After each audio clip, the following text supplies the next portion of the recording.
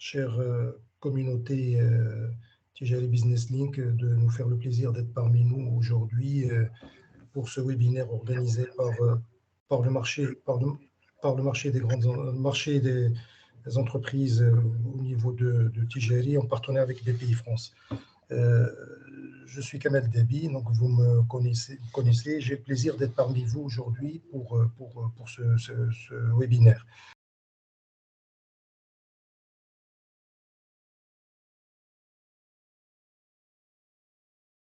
Des révisions des budgets, mais aussi une transition vers ce qu'on appelle le T4 pour les professionnels, le dernier trimestre, qui est en fait la dernière ligne droite de cet exercice, nous espérons pour vous le plus fructueux possible. Rappelez-vous, nous avons tenu déjà quelques webinaires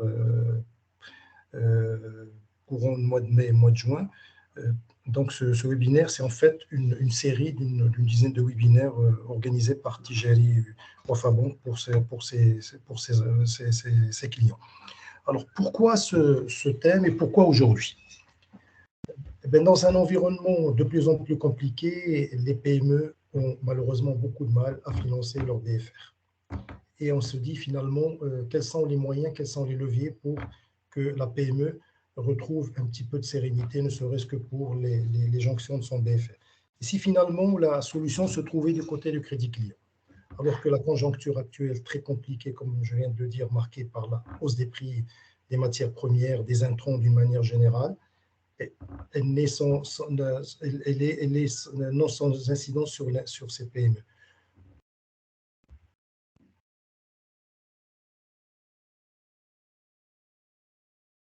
Le sujet du paiement, finalement, interentreprise, se pose avec acuité et constitue un axe fondamental pour toute entreprise, voire sa pérennité dans, malheureusement, certains cas.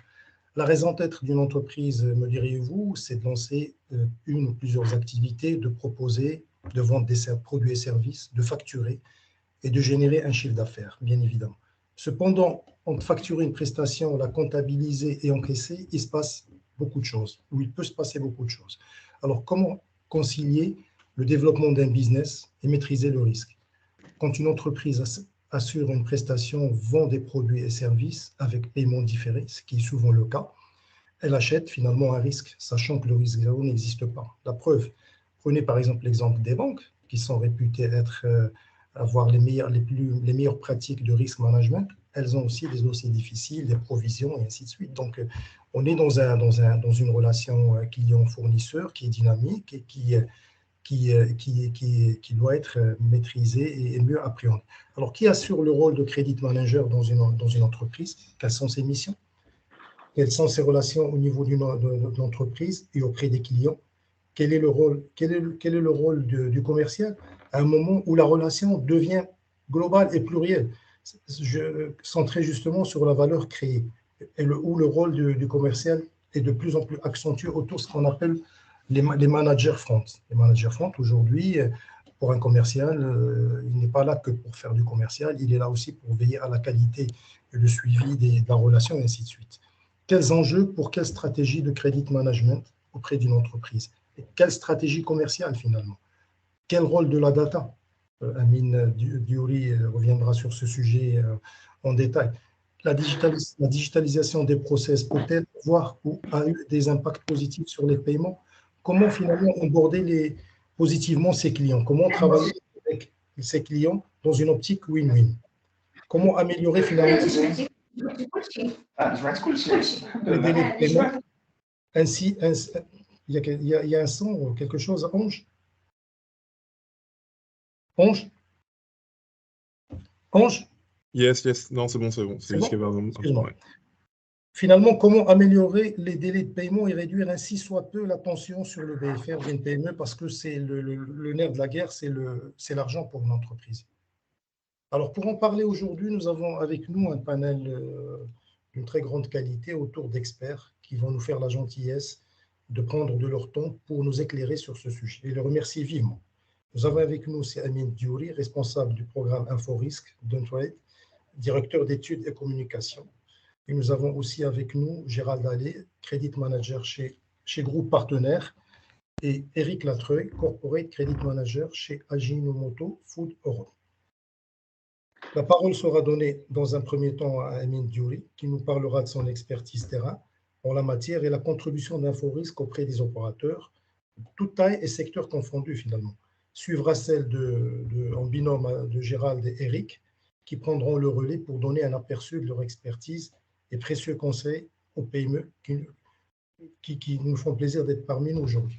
Comme à l'accoutumée, nous allons réserver pour ce webinaire un temps de 40 à 45 minutes d'intervention pour les intervenants. Et puis après, on va réserver environ 40 à 45 minutes pour les questions-réponses.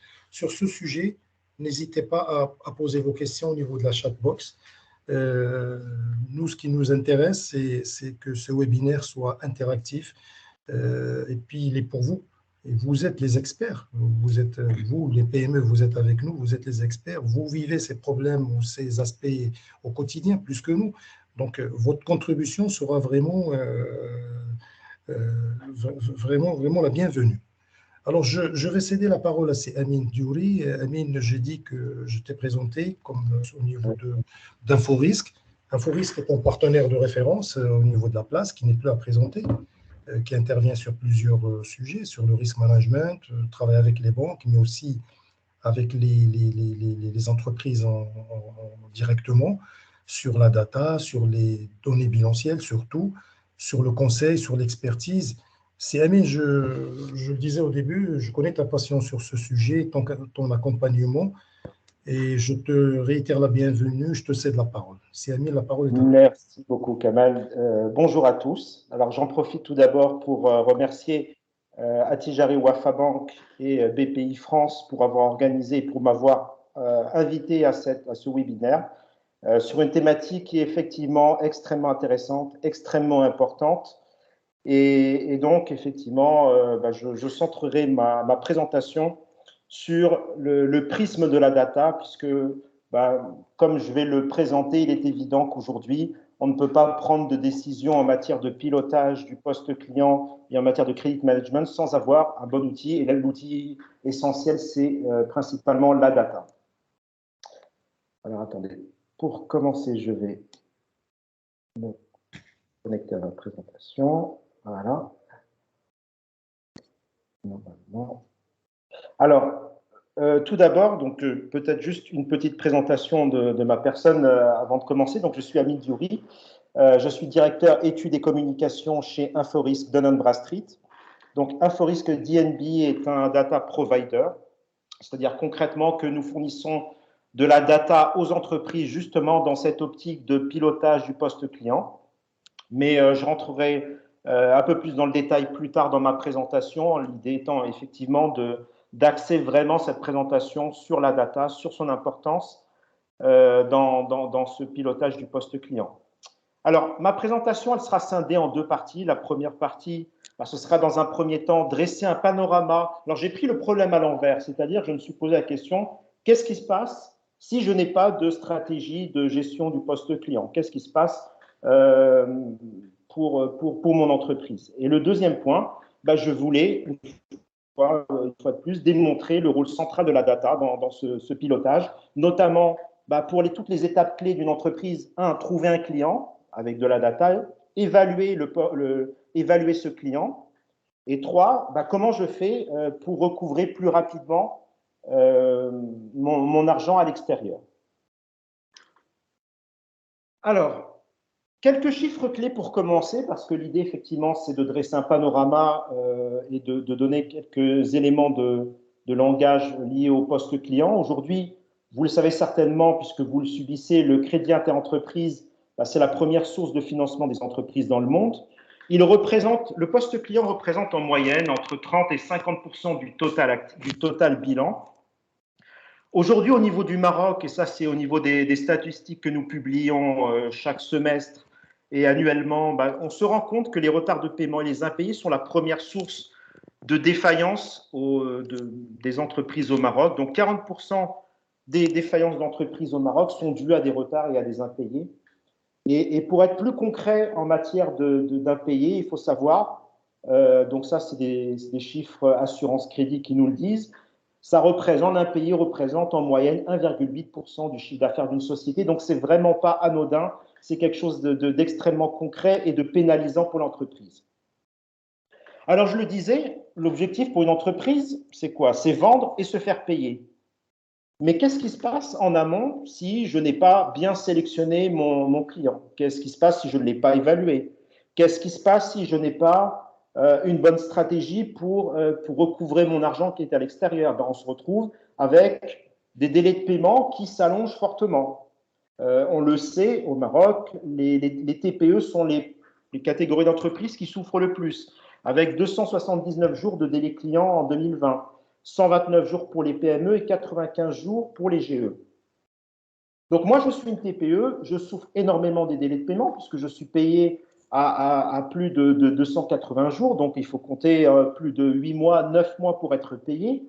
Concrètement, pour moi, qu'est-ce que ça implique? Si je suis payé à 280 jours et que je dois derrière payer un certain nombre de charges liées à mon entreprise, les salaires, les loyers, etc., je vais trouver de l'argent en allant voir mon banquier, ce qui va impliquer des frais financiers pour moi et donc alourdir ma trésorerie. Ça, c'est le premier point. Deuxième point, on peut aller plus loin. On peut se dire, OK, j'ai des délais de paiement qui s'allongent, qui sont longs, mais je peux aussi avoir pire, c'est-à-dire un impayé. C'est-à-dire que j'ai un litige avec mon client, donc sur la qualité, sur les services. Généralement, les statistiques le montrent, ça représente 20% des cas d'impayés. Ça peut être aussi une mauvaise évaluation du risque de crédit. Je l'ai dit en amont, si on ne sélectionne pas, si on n'évalue pas son partenaire client, effectivement, ça peut aussi engendrer des délais de paiement, voire des impayés. Ça peut être l'inefficacité du recouvrement, des factures erronées ou des retards de facture. Je voulais aussi vous montrer concrètement qu'est-ce que ça implique pour l'entreprise d'avoir un impayé. Alors évidemment, ça dépend de deux facteurs. Le premier facteur, c'est le taux de marge de l'entreprise. Le taux de marge, il peut être de 5, 10, 20% dans l'exemple que j'ai mis là. Et le montant, évidemment, de l'impayé. Concrètement, si j'ai un impayé de 10 000 dirhams et que je fais un taux de marge de 20%, pour compenser cette perte de 10 000 dirhams, il va falloir que je fasse un chiffre d'affaires additionnel de 50 000 dirhams. Et si on part sur des montants plus importants d'impayés, évidemment, le chiffre d'affaires supplémentaire à réaliser pour compenser l'impayé va être nécessairement beaucoup plus élevé et donc forcément un effort supplémentaire. Donc on voit bien que les impayés ont aussi un impact fort sur les aspects commerciaux de l'entreprise, sans parler évidemment des aspects trésorerie. J'en ai parlé pour les délais de paiement, mais c'est le cas aussi pour les impayés. Bien évidemment, il faut compenser financièrement parlant ces impayés et donc forcément engendrer des frais financiers additionnels pour l'entreprise. On est dans le cas ultime, le cas catastrophe. C'est mon client, il a fait faillite. Il est en défaillance en tout cas. Il est en redressement, il est en liquidation. Effectivement, ça peut poser des vrais problèmes à mon entreprise. Ça dépend de mon degré d'implication avec ce client. Si ce client représente une forte part de mon chiffre d'affaires, évidemment, ça va être une perte importante pour moi que je vais devoir compenser, qui va être difficile. Ça fragilise mon entreprise, bien évidemment. Et puis, si mon client est en redressement, va falloir que j'engage aussi des coûts additionnels pour recouvrer ces sommes. Et donc, pour moi, ça va être aussi des montants additionnels à poser sur la table pour toucher mon argent. Donc, effectivement, le risque ultime, le risque de défaillance d'entreprise, il est là, évidemment. Il existe pour toute entreprise qui travaille avec d'autres entreprises. Aujourd'hui, on le sait, les défaillances ont augmenté encore plus rapidement ces dernières années depuis la crise Covid. Cette année, on devrait être au-delà de 12 000, 13 000 défaillances d'entreprises au Maroc, avec une progression de l'ordre on dirait, entre 12 et 15%. Donc, évidemment, ça peut se répercuter au niveau de votre portefeuille client. Et évidemment, pour vous, l'idée, c'est de se prémunir en amont et de mieux sélectionner vos clients, justement pour éviter à ce risque ultime. Revenons maintenant, on reprend la question dans le bon sens, j'ai envie de dire. Quelle stratégie en matière de credit management, en matière de pilotage du poste client? J'ai envie de dire, pour bien piloter, il faut 3 choses. Il faut, des process en interne, des process, des workflows standardisés.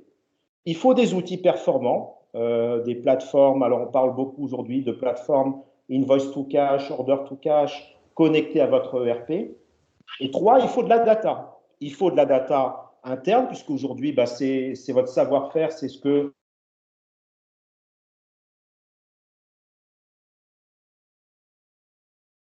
le rôle d'un data provider. Alors, visiblement, j'ai été déconnecté. Vous m'entendez? C'est bon, c'est Amine, on t'entend. Ok, bon. Très bien. Donc, comme je le disais, le rôle du data provider, c'est d'apporter de l'information externe sur les entreprises et qui va aider à cette prise de décision. Alors, ce qui me permet de revenir justement sur qui nous sommes. Donc, Inforisk Dun & Bradstreet. Donc, Inforisk, c'est un acteur marocain, local, qui a aujourd'hui une base de données de plus de 700 000 sociétés. Et en même temps, nous avons, à travers notre filiale Inforisk Dun & Bradstreet, nous faisons partie du premier réseau mondial Dun & Bradstreet, donc présent dans 220 pays. Et donc, grâce à cela, on est capable à la fois de donner de la visibilité aux entreprises marocaines sur leurs contreparties, sur leurs futurs clients, qu'elles soient maroco-marocaines ou bien chinoises ou russes ou africaines. On est capable de leur donner de l'information. Et inversement, grâce à ce réseau, on donne de la visibilité aux entreprises marocaines qui peut être vue partout dans le monde. Une entreprise chinoise va voir qu'une entreprise marocaine basée à Tanger fabrique des t-shirts voilà, et qui va se mettre en contact avec cette entreprise marocaine. Donc, le réseau permet justement de donner de la visibilité et d'être vu à travers le monde. Alors, je vais très vite sur le côté, le type de data. Notre data, évidemment, pour la prise de décision, il faut que la data, elle soit à jour, fiable, exhaustive, il faut du temps réel et il faut des plateformes digitales. Évidemment, dès que je veux une info, je me connecte, je regarde sur ces plateformes et j'ai cette information qui me permet de prendre une décision extrêmement rapidement. Alors, cette slide, elle est décomposée en 3 parties. La première, c'est de dire le métier du data provider, c'est une expertise déjà dans la collecte et le traitement de l'information. Notre métier, c'est justement vous faciliter, de vous aider en collectant cette information, de la traiter, de faire en sorte qu'elle soit fiable, justement. Et grâce à ça, on constitue des bases de données. Je vais parler de la base Maroc. Aujourd'hui, on a de l'information sur plus de 700 000 sociétés marocaines, 2 millions de bilans, 1 million de dirigeants et associés dans cette base, 200 000 événements collectés par an. Et de l'autre, on peut aussi vous donner de l'information sur plus de 400 millions d'entreprises dans le monde. Le but de tout ça, c'est quoi finalement? Vous avez de la data, oui, c'est très bien, mais à quoi ça va vous servir? Ça va vous servir, à trouver des clients solvables, pas simplement de trouver des clients, mais des clients qui vont vous payer. Il faut, une fois que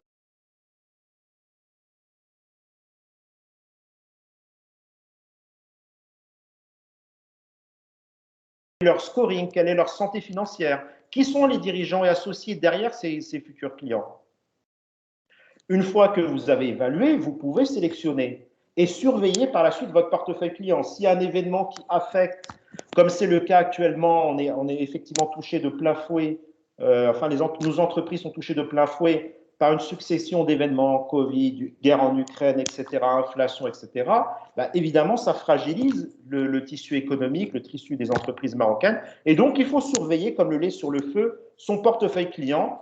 Et donc, si un de vos clients subit demain, malheureusement, une procédure de sauvegarde, un redressement, une liquidation, évidemment, vous serez alerté et ça vous permet effectivement de prendre les meilleures décisions possibles. Alors, je vais prendre un peu plus de temps sur ce graphe qui est important. En matière de pilotage du poste client, les 3 étapes, je dirais, qui sont essentielles, c'est quoi? C'est choisir mon futur client. C'est-à-dire, concrètement, il faut que j'identifie ce nouveau partenaire, il faut que je regarde un certain nombre de critères. Quels sont les critères que je dois regarder? Ça, c'est au niveau information data. Je vais regarder un secteur d'activité. Je veux je cherche un client qui travaille dans le textile ou l'agroalimentaire, la géographie.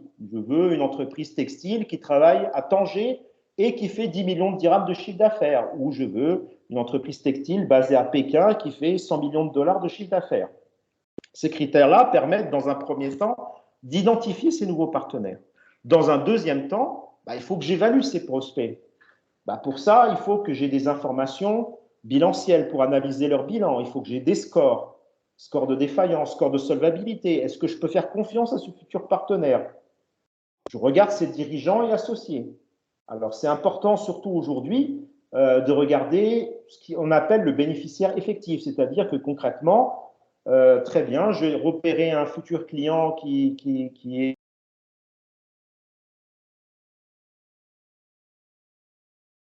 Amine, on t'a perdu.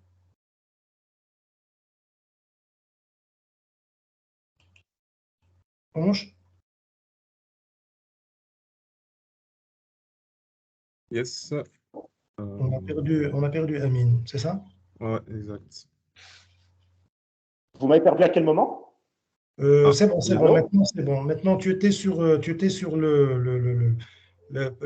données bilancielles pour scorer ces D'accord. clients. Alors, je disais, pour évaluer un prospect, il faut des éléments financiers. Il faut analyser la solvabilité, la santé financière de l'entreprise. Il faut du scoring, score de défaillance, solvabilité. Est-ce que justement cette entreprise, qui sont les dirigeants et associés? On le sait aujourd'hui, la notion même de bénéficiaire effectif est extrêmement importante. Je peux vouloir travailler avec une entreprise en Europe, mais qui est l'actionnaire derrière cette entreprise européenne? Il se peut que ce soit une entreprise russe, iranienne, qui aujourd'hui sont touchés par des sanctions internationales. Et donc, j'ai intérêt à savoir en amont avec qui je vais travailler. Il faut que je regarde également quels sont les événements juridiques et judiciaires qui touchent cette entreprise. Et une fois qu'effectivement j'ai regardé tout ça, je peux me faire une idée beaucoup plus précise sur ce futur prospect, sur ce futur client et prendre ma décision. Quelle décision je dois prendre? Déjà, la première, c'est est-ce que je veux travailler avec lui? Et la deuxième, c'est est-ce que je lui octroie un crédit? Parce que si effectivement je lui vends pour 10 millions de dirhams de produits ou services à crédit, il faut que je m'assure qu'il va me payer. Il faut que j'ai d'autres informations, d'autres datas qui sont importantes. Des informations sur le retard de paiement, des rapports de solvabilité. Tout ça permet effectivement de déterminer si je peux ou non octroyer un crédit.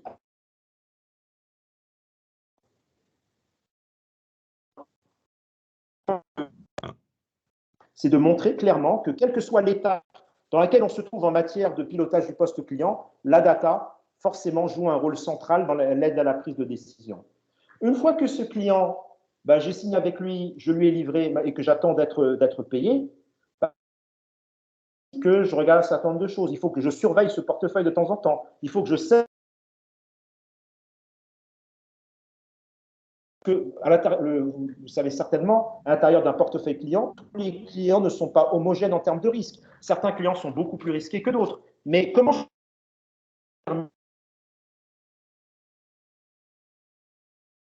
de scoring, comportement de paiement, et grâce à ça, je segmente mon portefeuille du moins risqué. Je mets en place un système de surveillance de mon portefeuille, un système d'alerting concrètement. Si demain j'ai un événement négatif, un événement juridique négatif, ce client tombe en redressement, en liquidation, je suis alerté et forcément, je peux mettre en place les actions nécessaires justement pour recouvrer le plus rapidement possible ma créance à l'extérieur. Le dernier aspect, la dernière étape importante, c'est le retour de ce cash, c'est de faire en sorte que ce cash rentre dans l'entreprise. Mais pour ça, il faut que j'ai une stratégie de relance qui soit efficace. Et pour ça, il faut qu'en amont, j'ai bien segmenté mon entreprise, mon portefeuille client. J'ai identifié mon portefeuille moins risqué, enfin mes clients moins risqués. J'ai identifié mes clients risqués. Évidemment, pour moi, en termes de stratégie de relance, je ne vais pas agir de la même façon avec un client risqué qu'avec un client non risqué. Donc, effectivement, il faut que j'ai aussi cette data qui est toujours la même, le comportement de paiement, le scoring, défaillance, solvabilité, qui me permet justement de mettre en place la bonne stratégie de relance. Et évidemment, derrière tout ça, c'est optimiser le BFR, c'est raccourcir ce temps, ce DSO, cet indicateur qui est tellement important, faire en sorte justement, grâce à tous les indicateurs data dont j'ai parlé, les mettre en œuvre pour optimiser, pour réduire ce fameux DSO qui est aujourd'hui plus que jamais surveillé comme de l'huile sur le feu. Je voudrais insister, puisque dans ma présentation, Kamal a eu la gentillesse d'appuyer dessus et il a entièrement raison. Je suis responsable également d'un programme sur les retards de paiement et effectivement, je pense que plus que jamais, cette information, cette data est extrêmement importante en matière d'aide à la prise de décision, en tout cas dans le pilotage du poste client. Pourquoi c'est utile? Tout simplement, si j'ai cette information au retard de paiement, mon client, je sais s'il est un bon payeur, pas simplement par rapport à moi, mais par rapport à mon écosystème. Est-ce qu'il paye bien?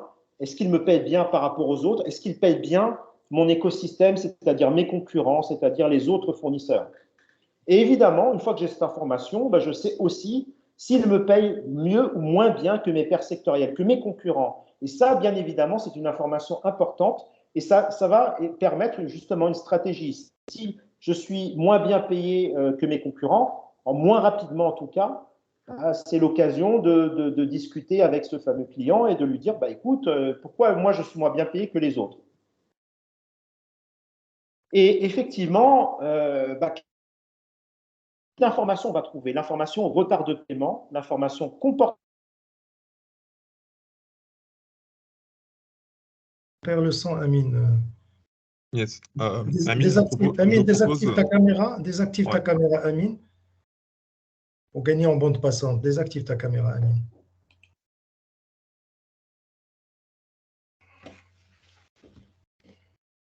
Amine?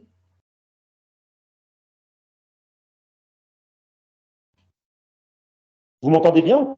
Oui, désactive ta caméra, Amine. Comme ça, on gagne. Peut-être que c'est la caméra qui fait ça. Puis après, tu prends la parole. Continue, Amine, continue. On a la même chose. Donc voilà, elle est désactivée. C'est bon, vas-y, continue. Amine. Donc, cette information, c'est bon? Vous m'entendez bien? Oui, c'est très bien. Allô? Oui, c'est très bien. C'est bon, Amine, tu peux continuer. Allô? Oui, nous on t'écoute. Tu m'entends, Amine? Amine? Vous m'entendez? Oui. Je crois qu'il y a peut-être un petit décalage au niveau du retour son côté Amine.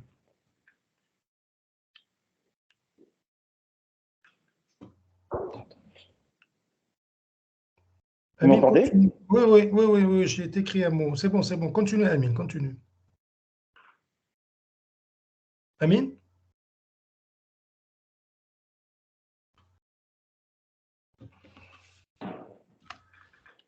Amine?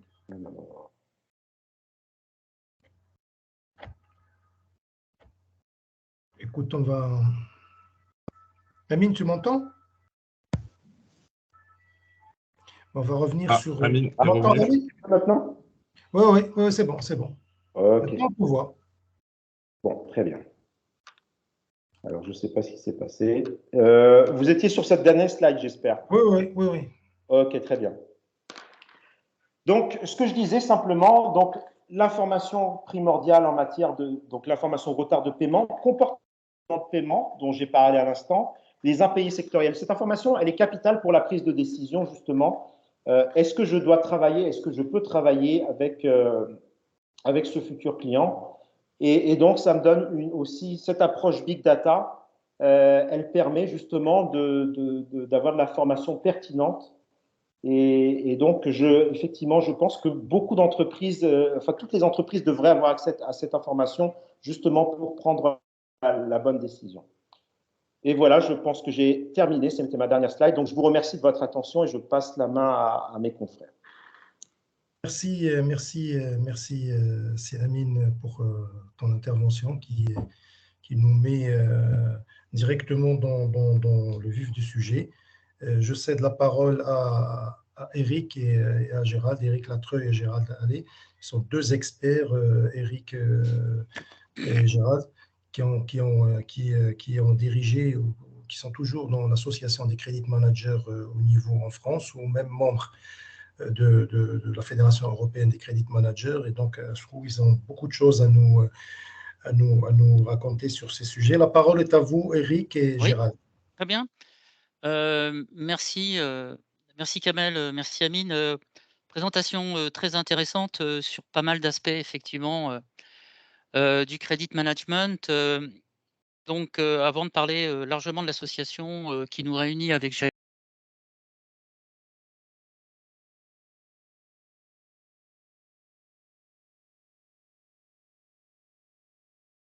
j'étais dans l'électronique professionnelle et grand public avec Panasonic et Matsushita en France. Ensuite, papeterie de France Stora Enso, un groupe papetier.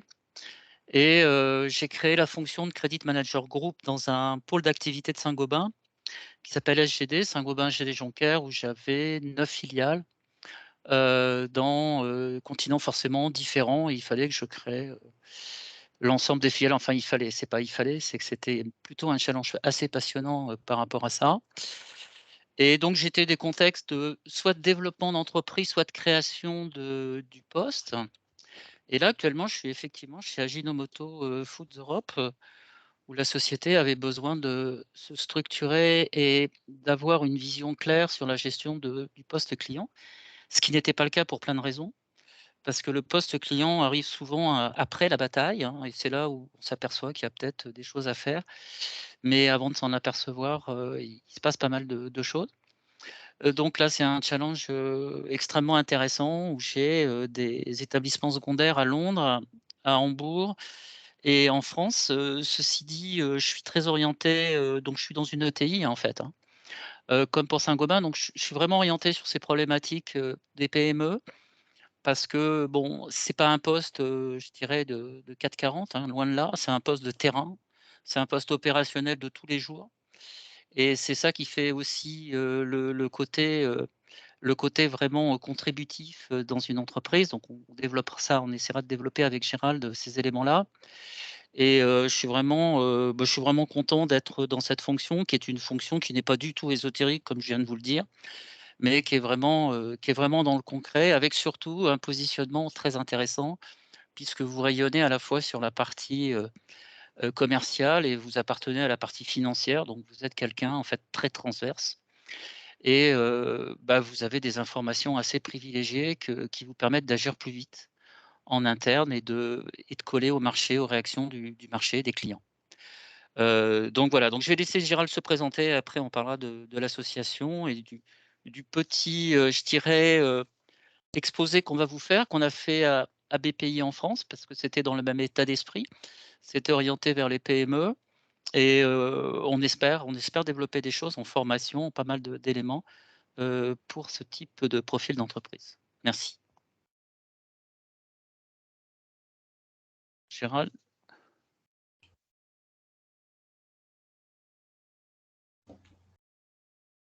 Gérald, on a perdu Gérald.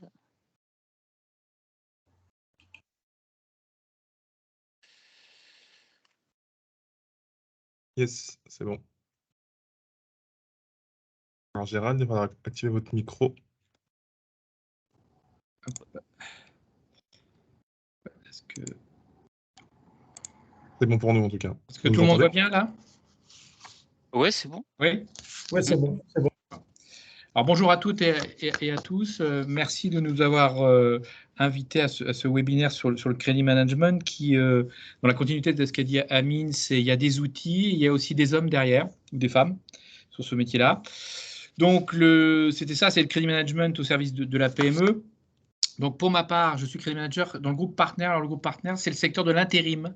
Donc, c'est-à-dire qu'on délègue des intérimaires dans tous les secteurs d'activité, que ce soit l'industrie, les travaux publics, les services tertiaires et autres. Auparavant, là aujourd'hui, je suis dans une ETI familiale. Auparavant, j'étais dans un grand groupe appartenant à Saint-Gobain, sur tout ce qui était négoce de matériaux de construction. et puis aussi dans le sanitaire et chauffage, où tout comme Eric, j'ai été recruté pour créer la fonction de crédit manager et de créer une équipe et de créer une politique crédit, puisque ce qu'on va essayer de vous expliquer, c'est que le crédit management, ce n'est pas que de la finance pure, c'est bien je dirais de la finance, de l'accompagnement au service du développement du chiffre d'affaires, tout en essayant de le sécuriser, et puis d'être à la fois avec les services comptables, les services de contrôle de gestion, les commerciaux et ainsi de suite. Avant de rentrer dans le... Voilà, je vais laisser la parole à Eric sur le crédit management, puisque souvent, lorsqu'on se présente, on nous dit on est crédit manager, mais ça ne parle pas forcément aux gens. Et on va vous dire, ah, vous êtes banquier, ah, vous êtes comptable, et non, ce n'est pas que ça. Oui, effectivement, il y a besoin de clarification, je ne sais pas, mais d'explication très certainement. Dans le mot crédit manager, bien évidemment, il y a crédit, il y a la notion de risque. Hein. Crédit-risque, on est tout de suite là-dedans. Donc, à partir du moment où on accorde un délai de paiement, on accorde, et je crois que ça a été dit par Amine à un moment ou par Kamel, on s'expose à un risque d'insolvabilité. Donc, le credit manager, il est là pour mesurer, évaluer des risques, en disant ça paraît raisonnable, pas raisonnable, etc. Il peut être seul décisionnaire ou à plusieurs, parce que tout dépend de la structure de l'entreprise. Ça peut être le directeur général qui prend la décision sur des montants bien évidemment importants. Ça peut être une délégation totale au credit manager. Donc après, je veux dire, il n'y a pas de standardisation par rapport à ça, mais sur le fond, le credit manager, au minimum, doit proposer quelque chose et au mieux même décider par rapport à ça en se disant, voilà, moi, ça me paraît plutôt raisonnable de ne pas aller sur ces montants-là parce que j'estime qu'à travers l'analyse financière, à travers un certain nombre d'éléments, il y a des problèmes, il y a un risque d'insolvabilité. Donc en fait, c'est un garde-fou, hein, quelque part, le credit manager de l'entreprise. Il est là, bien évidemment, pour accompagner le développement, mais pas dans n'importe quelle condition. Et en fait, le chiffre d'affaires, il est réel que s'il est encaissé, il ne faut pas l'oublier. Donc après, on dit, ah bah oui, si on avait su, etc. Bon, oui, mais c'est pour ça qu'on est là pour développer des techniques préventives d'analyse du risque. C'est très bien dit au niveau de l'analyse des data, justement, hein, de se faire une opinion du profil payeur du client, et pour dire, là, j'aurais tendance à prendre peut-être un risque, ou là, je n'aurais pas tendance à prendre. Donc, en fait, c'est de l'appréciation. Hein, en fait, on essaye d'avoir le maximum de rationalité dans notre décision, mais on a toujours une part d'incertitude. Donc voilà. Et le deuxième volet, il y a 3 volets pour moi au niveau du credit manager. Le deuxième volet, bien évidemment, c'est l'aspect, je dirais, aval, c'est-à-dire quand ça se passe moins bien, c'est-à-dire les retards de paiement. Donc là, c'est tout le système de relance, de politique de recouvrement, qui a une incidence directe sur la trésorerie. Hein, ça, on pourra, je pense, développer par rapport à ça. Donc en fait, le credit manager, c'est un accélérateur de cash, quelque part. Hein, c'est-à-dire que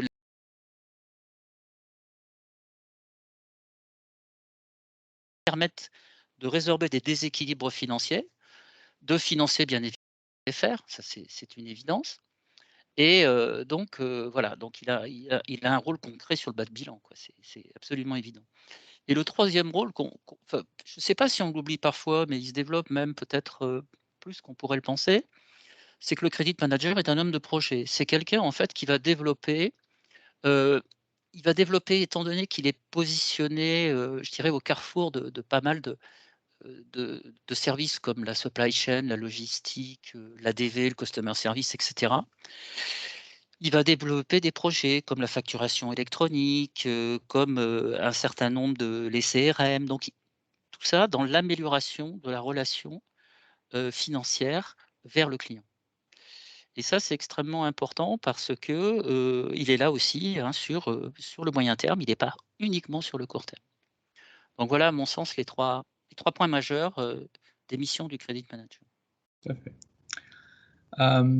En aparté, on en a peut-être parlé. Donc, ce webinaire, il est fait en collaboration avec BPI et également la FDCC. Donc, c'est l'Association française des crédits managers et conseils. On pourra en reparler un petit peu plus tard. Donc, une association qui regroupe que des professionnels du crédit management, qui donne des conseils, qui fait des webinaires, qui fait des formations. Eric et moi-même sommes nous-mêmes formateurs au sein de cette association dans tous les métiers du crédit management, que l'on commence dans le métier ou qu'on soit un petit peu plus expérimenté. Dans la continuité de ce qu'il disait Eric, c'est le premier point de la prévention. C'est effectivement essentiel. C'est j'évalue, j'ai un prospect qui vient, avant de parler même de client, c'est qu'est-ce que ce client vaut. Donc ça veut dire que là, on va aller évaluer, on va prendre des sources d'informations, comme il y a Amine, de la data. On va analyser son risque, mais analyser, ça va être beaucoup de choses. Ça va être la taille de l'entreprise, la structure juridique, les ou les dirigeantes, les antécédents du dirigeant, parce que bien évidemment que ça peut être quelqu'un qui a déjà eu pas mal malheureusement de défaillances précédemment et qui n'est pas forcément la personne qui est officiellement sur le CABIS ou en tout cas sur la fiche d'identité de l'entreprise. Ça, c'est le premier point, puisque l'objectif, et ce qu'on dit toujours à nos services commerciaux, c'est si on peut dire d'entrée, attention, ce client présente un risque, alors c'est pas parce qu'il présente un risque qu'on n'ira pas, mais c'est au moins que tout le monde soit conscient qu'il y a une notion de risque et comment on gère ce risque. Donc ensuite, garantir le risque. Alors, je ne sais pas comment vous fonctionnez, vous, au Maroc, il y a deux possibilités. Soit on fait appel à un assureur crédit. Donc l'assureur crédit va non seulement vous analyser le prospect, le client et dire, eh bien ce client-là, je lui donne un agrément, une couverture d'assurance crédit qui permet d'être indemnisé en cas de défaillance de l'entreprise, hein, impayé, redressement judiciaire, procédure collective, ou en gestion autonome, ce qu'on appelle de l'auto-assurance. Pour ma part, moi j'ai travaillé pendant 15 ans en auto-assurance, c'est-à-dire que personne n'était là pour nous couvrir en cas de défaillance de l'entreprise, mais ça suppose effectivement des rencontres clients, de l'analyse de bilan et ainsi de suite. Donc les deux systèmes sont possibles. Ce que je dis toujours, il n'y a pas une meilleure solution que d'autres. Après, tout dépend de votre structure de l'entreprise, après aussi du coût que ça représente et de voir comment on veut gérer ça.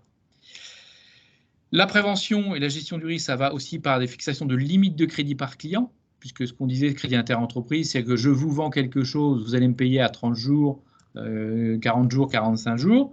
Donc ce crédit, c'est est-ce que je mets une limite en disant, bah voilà, moi j'estime que ce client-là, je ne lui mettrai pas plus de 50, 60 ou 30 000 euros de ligne de crédit.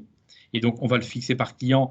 Et là, on peut aussi faire un système qui vous alerte et qui est là pour sécuriser le poste client, à savoir la trésorerie, en disant, arrivé à un certain seuil de limite de crédit, eh bien, ça va bloquer, c'est-à-dire que sur le réseau commercial, plus possibilité de faire une commande et encore moins une livraison.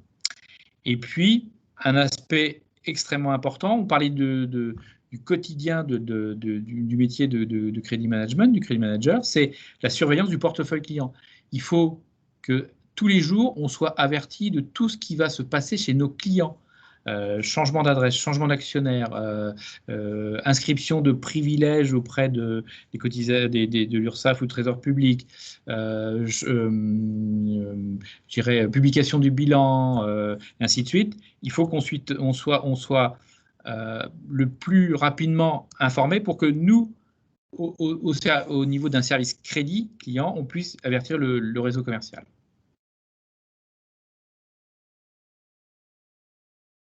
Eric, donc améliorer la trésorerie, ça fait aussi partie, c'est un des points assez importants avec du métier. Oui, alors sur le sujet de l'amélioration de la trésorerie, il y a beaucoup de choses à dire parce qu'en fait, l'entreprise, bien évidemment, peut être dépendante ou fortement je dirais, de concours bancaires. Et donc, il y a des questions aussi de coûts par rapport aux financements qui sont octroyés par des tiers. Hein. Ça peut être les banques, ça peut être des leasers, ça peut être un certain nombre d'institutions. Donc, en fait, l'amélioration de la trésorerie, c'est regagner en autonomie pour l'entreprise. Ça, c'est un point qui est vraiment fondamental parce qu'on s'aperçoit que finalement, sur le poste client, il y a toujours des choses à faire. Il y a toujours un potentiel d'amélioration. Ça peut être des réductions de conditions de paiement. Bon, tout ça, ça se négocie, hein, ça ne se fait pas du jour au lendemain, ça demande quand même pas mal d'énergie, mais ça vaut vraiment le coup et on a beaucoup plus de facilité, de réduire le poste client, je dirais, que de réduire les stocks. Alors, ça dépend des organisations, mais c'est un peu plus compliqué pour les stocks. Mais le poste client, il y a vraiment de la marge par moment, d'amélioration. Donc, Au niveau de la trésorerie, ça a pas mal d'incidences parce que vous pouvez avoir ce qu'on appelle, un phénomène d'accélérateur de possibilités de financement du côté du haut de bilan. C'est-à-dire, en fait, vous regagnez, en fait, en BFR, vous réduisez votre BFR, donc vous avez la capacité, finalement, ou vous améliorez votre capacité de financer des investissements pour des entreprises industrielles. C'était le cas chez SGD.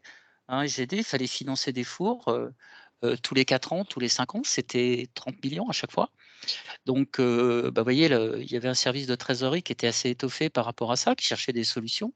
Donc, si vous avez un credit manager qui vous ramène, enfin, le credit manager en tant que tel, mais quelqu'un qui ramène du cash régulièrement, ce qu'on appelle le cash-in, ça va changer quand même beaucoup les choses et ça va permettre des négociations facilitées, des renouvellements, ce qu'on appelle de CAPEX, d'investissement industriel, beaucoup plus facilement. Donc, c'est en fait à la fois c'est un pari après, c'est pas un pari, c'est un effet positif sur l'autonomie et pour ensuite, la pérennité de l'entreprise, pour qu'elle soit moins dépendante, si elle l'est, d'une source de financement. Donc, ça, généralement, le directeur financier le comprend très, très rapidement et vous donne les moyens pour le faire et c'est intéressant parce on a un peu plus de latitude ou d'envergure pour mener des projets, par rapport à ça. Alors après, bien évidemment, c'est des techniques de credit management qui sont développées à l'association en formation comme l'a dit Gérald. C'est, comment faire pour être payé plus rapidement. Donc en fait, c'est de l'organisation, c'est de la structuration, c'est d'abord de la base de données, hein. C'est d'avoir, Gérald l'a dit, est-ce qu'on facture au bon endroit? Est-ce que s'il y a un changement, on est au courant? Et cetera. C'est des choses assez concrètes, hein, mais, qui sont vraiment à la base de tout. Et après, bah, vous avez des techniques qui vont de la négociation à des relances, automatiques, par email, bien sûr, ou des contacts, directs avec le client ou des commerciaux qui contactent le client. Donc vous avez une panoplie d'actions, qui est assez intéressante. Pour ça, bien évidemment, il faut des indicateurs. Donc les indicateurs, c'est la balance AG, c'est-à-dire qu'on dit AG, ça veut dire que c'est en retard de paiement et on va classifier par, échelle de retard de paiement, donc généralement à 30 à 60, 60, 90 et plus de 90 pour donner des priorités sur les urgences de recouvrement.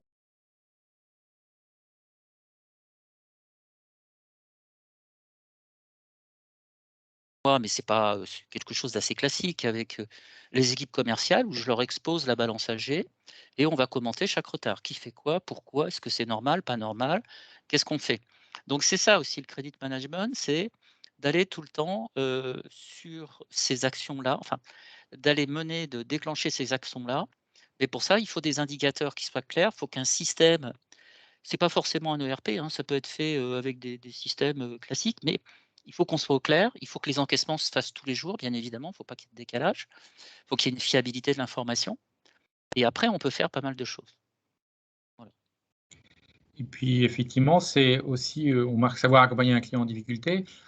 Pour illustrer, c'est qu'on est là, puisque vous avez compris qu'on n'a aucun intérêt à ce qu'un client parte en redressement ou en liquidation judiciaire, puisque très clairement, c'est une perte pour l'entreprise, pour la TPE, la PME. Donc, je vous donne un exemple. Moi, j'avais un dirigeant d'entreprise qui, lui, avait fait des travaux pour un hôpital, et l'hôpital le payait à 120 ou 180 jours, et ça le mettait en péril au niveau de sa trésorerie. Donc, c'était de lui trouver une solution avec une technique de dire, bah, écoutez, moi, ce que je vous propose, c'est j'essaye de récupérer l'argent à votre place pour éviter que ça vous mette en difficulté. Donc, il y a vraiment un accompagnement et c'est pas uniquement, oui, le client, il est classé risqué ou pas risqué. C'est de dire, vous êtes monsieur le client, il y a une relation commerciale qui est derrière. Comment on peut faire pour trouver une solution ensemble? À la condition, bien évidemment, qu'on fasse appel à qu'on ait en face de nous un client transparent et qui accepte la négociation. Oui, ça c'est un aspect qui est très intéressant dans notre profession, c'est qu'on est, là on devient conseil, hein, vraiment, auprès du client. C'est-à-dire on va bien évidemment évaluer, son degré de difficulté, mais nous notre intérêt c'est qu'effectivement il soit là demain, hein, pour continuer après, développer du chiffre d'affaires. Donc pour ça, il peut y avoir une mauvaise passe, il peut y avoir un certain nombre de raisons. Donc il faut peut-être trouver un étalement de créances, il faut peut-être trouver une caution, il y a un certain nombre de choses. Mais, c'est un accord qui généralement, moi, à chaque fois, ça a été vraiment, le résultat était très positif parce que, vous êtes là, vous êtes avec lui, il y a un rapport de confiance qui s'instaure beaucoup plus fort et donc après, bah, souvent, il vous en est quand même assez redevable, hein, j'ai remarqué donc on continue des relations par rapport à ça. Les assureurs crédits aussi jouent le jeu. Moi, j'ai eu un cas d'une créance de 600 000 € il y a 3 ans où qui était, il fallait aller sur un étalement de 5 ans, pour avoir une chance de tout avoir. On a pu le faire, mais si j'avais pas eu l'accord de l'assurance crédit, j'aurais pas pu. Donc j'ai dialogué avec l'assurance crédit. Ils ont compris, je pense, les enjeux et ça s'est bien passé, ça s'est bien fini. Bon, peut-être des fois des cas où ça se finit mal, mais généralement, ça peut se finir bien.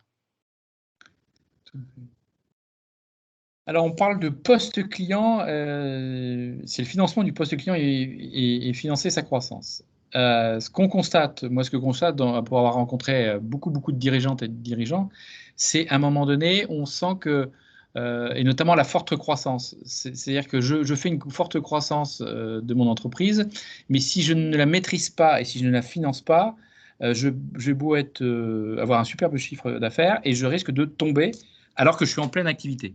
Et on voit bien que on a des gens qui sont dirigeants d'entreprise et qui ne sont pas à l'aise avec ces aspects-là. C'est qu'est-ce que je peux demander à mon partenaire bancaire pour, d'une part, développer, enfin, gérer mon développement, sécuriser ma trésorerie, puisque c'est le nerf de la guerre. C'est-à-dire que, voilà, par exemple, je suis une PME, je travaille avec des gros donneurs d'ordre ou des collectivités locales ou autres. Je sais qu'en face de moi, j'ai un client solvable, mais je risque d'avoir des délais de paiement beaucoup plus longs. Donc, délais de paiement beaucoup plus longs qui vont bien évidemment affecter ma trésorerie, puisque moi, je serai obligé d'acheter mes matériaux, mon matériel, payer mes cotisations, mes salariés. Et il faut quand même que je puisse continuer.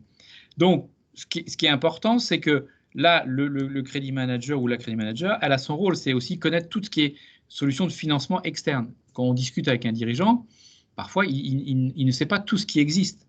On leur dit, est-ce que vous avez vu votre partenaire bancaire? Est-ce que vous avez mis en place une ligne de trésorerie ou d'avance de trésorerie, notamment d'ailleurs avec la BPI, pour pouvoir avoir une avance de trésorerie sur votre futur chantier ou affaire avec un client. Voilà.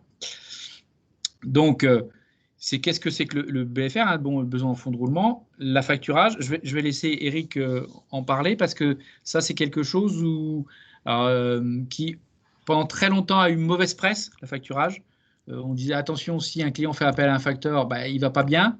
Bah, on voit bien que, et fort heureusement, comme je dirais, cet aspect-là a bien changé et que c'est aujourd'hui une solution qui pourrait sauver et qui peut sauver pas mal d'entreprises.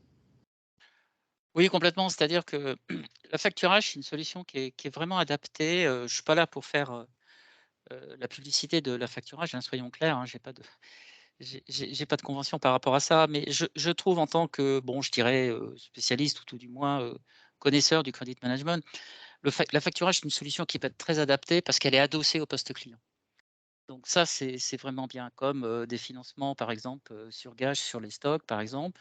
Bah, vous avez cette solution-là qui va se moduler, qui va s'ajuster, qui va s'adapter au poste client. Alors, la facturage, effectivement, il y a une dizaine, quinzaine d'années, quand même maintenant, c'était, effectivement un clignotant d'alerte pour dire si une entreprise a un affactureur, c'est elle a plus de solution en termes de financement et par dépit, elle a plus que celle-ci, donc on est dans l'antichambre, des difficultés, c'est-à-dire des procédures, collectives. C'était vrai. C'est plus du tout, le cas puisque les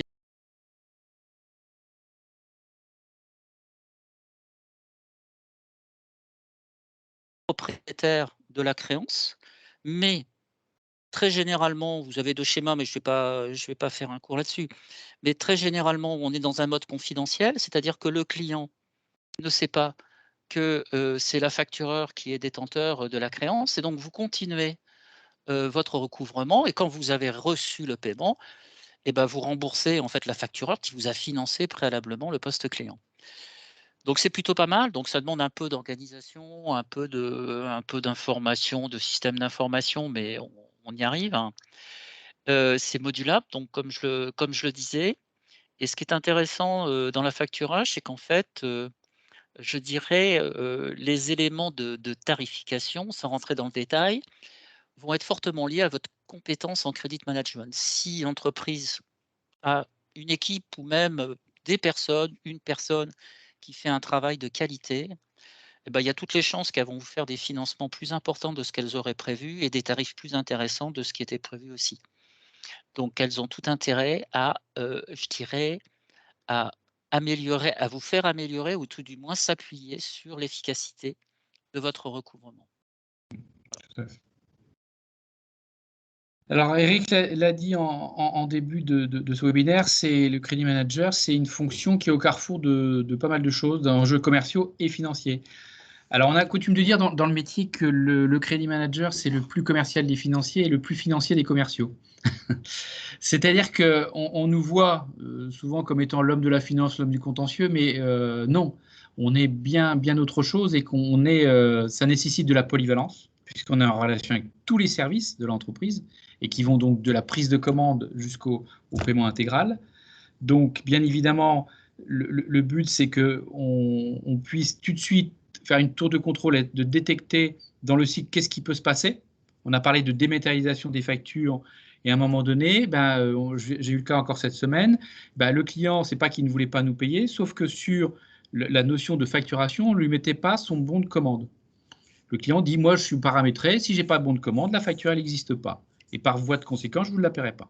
Voilà. Donc, c'est de pouvoir en amont, et là, on est bien sur tous les services, c'est de dire, voilà, moi, je détecte ça, je détecte dès le départ pour éviter d'avoir un souci de paiement, parce qu'il n'y a pas pire qu'à un moment donné où lorsqu'on en arrive à un retard de plus de 30 jours en disant qu'est-ce qui s'est passé. Voilà. On est aussi, et ça j'insiste là-dessus, un crédit manager, une crédit manager dans une entreprise, elle est là pour apporter son aide au développement. On est là pour aider le réseau commercial à développer son business tout en le sécurisant. Donc ça veut dire qu'on est au plus proche du contact des équipes commerciales, c'est-à-dire qu'on les forme et on les forme. Alors, on n'en fait pas, quand on dit les forme, on ne va pas faire des commerciaux, des financiers, ce n'est pas leur cœur de métier, mais c'est juste leur donner les techniques, c'est de faire des rendez-vous avec eux, avec les clients, pour démystifier la partie crédit client. Moi, quand je suis rentré dans ce métier, on m'a dit « Oh, surtout pas, ne viens pas voir le client parce que tu vas tout casser. » Je dis non, l'objectif, ce n'est pas de casser la relation commerciale, bien au contraire. Et d'ailleurs, le client, lorsque vous le rencontrez avec un commercial, il va vous donner des informations qu'il n'aurait pas données à son interlocuteur commercial, ce qui est normal. Et on va apporter tout notre support au service commercial. Donc, et je dis que là où c'est vraiment un métier très gratifiant, c'est quand les commerciaux, les services commerciaux, les services marketing ou autres viennent vous voir en disant « Tiens, Gérald, qu'est-ce que tu penses de ce client-là? Je vais le rencontrer. Qu'est-ce que tu peux me donner comme information en amont ?» Voilà. Donc là, on a vraiment un rôle à jouer. Et alors moi, j'ai toujours pratiqué ce métier dans une vocation très commerciale et pas purement financière, puisque l'intérêt, c'est effectivement de pouvoir accompagner un client et de lui mettre du crédit et éviter de recouvrement. Et puis, un autre aspect, et c'est là que c'est toujours un difficile équilibre, Eric pourra en témoigner, c'est qu'on dépend d'une direction financière, donc c'est-à-dire qu'on doit être les garants de la solvabilité des clients et de la pérennité de l'entreprise, de ne pas faire prendre des risques inconsidérés. Et puis, tout en ne nuisant pas au chiffre d'affaires. Si vous voulez, donc on parle soit de rôle d'équilibriste ou souvent entre le marteau et l'enclume. On a la pression, parce que nos collègues commerciaux ont la pression du chiffre d'affaires et de la marge, la rentabilité, et puis nous, la pression je dirais du poste client, de la trésorerie, de la solvabilité. Oui, c'est effectivement je dirais un quotidien qui est parfois qui est assez qui génère pas mal de stress parce que Oui. on est vraiment des fois dans un étau. Alors l'étau, on peut le dépasser, hein, il y a des façons de faire, hein, et notamment il y a une façon qui marche assez bien, enfin en tous les cas moi je peux en témoigner, c'est quand vous avez des enjeux qui sont assez forts en termes de clients qui sont dits stratégiques, on va dire, hein, ou marchés stratégiques, vous convoquez ce qu'on appelle un comité de crédit où vous allez mettre autour de la table le directeur financier, le directeur commercial, voire le directeur général, le commercial, l'assistante commerciale, ADV, voilà. Et dire voilà, voilà les points positifs, voilà les points négatifs, voilà ce que j'en pense, etc. Et très généralement, on ressort avec un consensus par rapport à ça. Et la décision, elle est à tous les coups partagée. Ça ne veut pas dire que le credit manager va être suivi à 100% des cas, hein, mais ça veut dire que ça va dépassionner un petit peu les choses et on va arriver sur un consensus. Et ça, c'est super important. Et ça, on a une image de leadership, je dirais, dans ce domaine-là, qui, à mon sens, est intéressant et qui permet de faire avancer les choses. Oui, parce que le crédit interentreprise, ce n'est pas une science exacte. Et que bien évidemment, comme le dit Eric, c'est de se mettre tous autour d'une table et de ramener les informations terrain, les informations financières, et on prend une décision. Parce qu'on peut se tromper, mais il vaut mieux se tromper à plusieurs que tout seul. Voilà, donc, et c'est vrai qu'on n'est pas toujours suivi, mais après, moi, il ne faut pas en prendre ombrage d'ailleurs, hein, mais c'est de dire, voilà, tout est sur la table. Aujourd'hui, dans le métier que l'on fait, nous, aujourd'hui, on suit des clients qui financièrement ne présentent pas des très bons bilans. Mais pour autant, et c'est là qu'on va se démarquer d'un assureur crédit ou d'un banquier, parce qu'on ne va pas raisonner uniquement par ratio financier, on va raisonner sur un certain nombre de critères. C'est est-ce qu'on connaît le client, sa typologie de client, voilà, à qui il travaille, est-ce qu'il est respectueux de ses échéances de paiement, est-ce qu'il fait des litiges, voilà. Et tout ça va concourir, va donner un certain nombre d'éléments qui vont dire on va y aller ou pas y aller, ou on va y aller et on va prendre des garanties, parce que ça c'est aussi un élément qu'on n'a pas forcément évalué, mais lorsqu'on travaille en auto-assurance, on peut aussi exiger une garantie d'une entreprise, d'un client. Ça peut être une caution bancaire, ça peut être une caution personnelle, ça peut être un système de délégation de paiement, de clause de réserve de propriété. Et là, quand on parle de polyvalence, c'est sûr qu'un crédit manager, il doit avoir à la fois des compétences financières, évidemment, d'analyse financière, mais des compétences juridiques. Il doit avoir aussi, je dirais, des compétences de savoir-faire et de relationnel. C'est pas quelqu'un qui est dans sa tour d'ivoire. Il doit être capable de négocier, mais négocier bien en externe avec les clients, mais négocier aussi en interne avec son réseau commercial. Et donc, pour illustrer ça, ce webinaire pour l'historique fait suite à un module qui avait été fait sur la plateforme qu'on vous invite à aller voir, où finalement c'est fait de façon complètement originale entre un journaliste et un dirigeant d'entreprise, et avec la question de fond, c'est pourquoi je choisirais de recruter un crédit manager, en quoi ça me serait utile ou pas utile. Et parce que on s'aperçoit que c'est une fonction qui existe beaucoup dans les ETI, dans les grosses entreprises, pas suffisamment dans de la TPE ou de la PME, enfin tout dépend de la taille de la PME. On s'aperçoit aussi qu'il y a des gens, sans le savoir, ils font du crédit management. On parlait tout à l'heure de trésorier. Bien évidemment qu'un crédit manager peut avoir un périmètre d'action très large. Il peut à la fois être responsable de son crédit client, c'est-à-dire le crédit, l'analyse financière, le recouvrement, mais aussi la comptabilité client et aussi la trésorerie. Parce que sous le titre de crédit manager, il y a énormément de missions. Par exemple, je ne fais pas le même métier qu'Eric. Voilà, on a le même titre, mais on ne fait pas les mêmes métiers sous l'appellation crédit management. Oui, c'est clair que c'est un métier qui évolue aussi dans l'organisation de l'entreprise, avec des priorités qui peuvent être données un peu plus fortes sur du recouvrement ou de la prévention ou de la gestion de projets. Il est assez hétérogène, mais effectivement, c'est ce qui fait aussi son intérêt, c'est que vous avez une multitude de choses différentes que vous abordez et qui fait que, comme le dit souvent Gérald, le matin, ça peut être complètement différent de ce que vous auriez pensé la veille. Parce qu'il s'est passé quelque chose, il y a un impayé, et cetera, et cetera. Donc il doit réagir assez vite dans pas mal de situations, mais c'est ça aussi l'intérêt, c'est très vivant, c'est un métier qui est extrêmement vivant, et qui est vraiment intéressant, ça c'est incontestable.